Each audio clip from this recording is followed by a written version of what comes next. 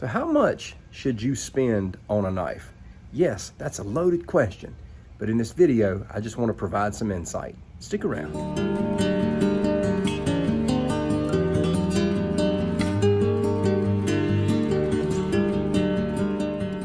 Boy, it's a hot summer day here in Virginia, but thankfully, my headquarters here at 411 Outdoors is well shaded.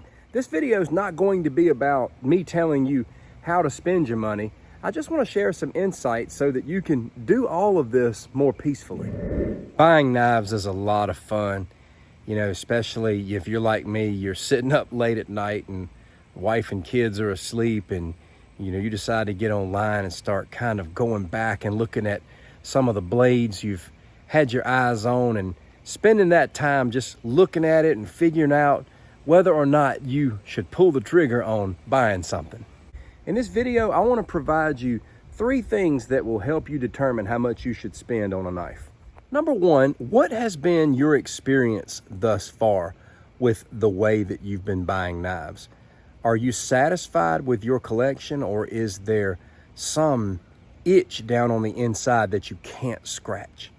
I'm able to ask this question based on my own experience because I went through a season in life where there was a certain knife I wanted, a certain knife that I was looking for, but I kept going out and not coming off the money, and I was buying cheaper knives and trying to buy the cheapest version of what it was that I was looking for, and all I did was collect a bunch of knives that I ended up wanting to sell. And there's nothing wrong with buying a budget blade. Y'all have heard me say that over and over again. But what if we would have just saved the money that we spent on 20 budget blades and really sealed the deal and got what we really wanted?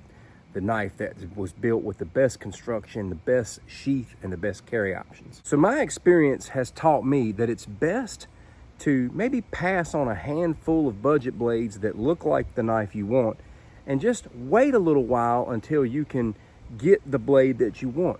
You know, the blade that you might really want could be $150. So instead of just falling hook, line, and sink for these $25, $30 versions, just wait a few weeks, in my opinion, and get what you want. But maybe you like collecting blades. Maybe you like just gathering a bunch of knives. Maybe that's what you like to do. And if that's the case, just keep at it. You don't need to apologize to anyone. Number 2, this is kind of deep, but you should spend as much on a knife as it takes for you to get something that you can connect with over time. Let me explain. Sometimes we buy knives on a whim. We buy them at a cheap price, and we go on to discover that the longevity is just not there. I know people who have massive knife collections, but the thing is, they connect with their entire collection at large. And then I know people who have a massive knife collection and all they are sitting on is a bunch of regret for the money that they spent. So think about it like this. Sometimes spending a little bit more on a knife than you normally would could actually lead to saving money. It might prevent you from buying a bunch of carbon copies of what you really want, because sometimes buying a lot of carbon copies of what you really want ends up leading to spending more money over time. So spend whatever amount you need to satisfy what it is you're really looking for. It'll be worth it in the end. And this is the most common sense one of all. You should spend on a knife what you can honestly afford. And if that means buying a reputable, solid budget blade, then go for it and be proud of it. But think about this as a scenario. Let's just say you got somebody spending anywhere from 30 to 50 bucks a month on various knives. I would say that they were buying budget knives on a regular basis. What if that person just stopped buying knives altogether for like 6 months and then saved that 30 to 50 bucks? Man, at the end of 6 months, they could sit down and probably buy just about anything they wanted to within reason. They didn't really have to compromise their budget, and they were able to get something that they're probably going to love and enjoy and cling to over time.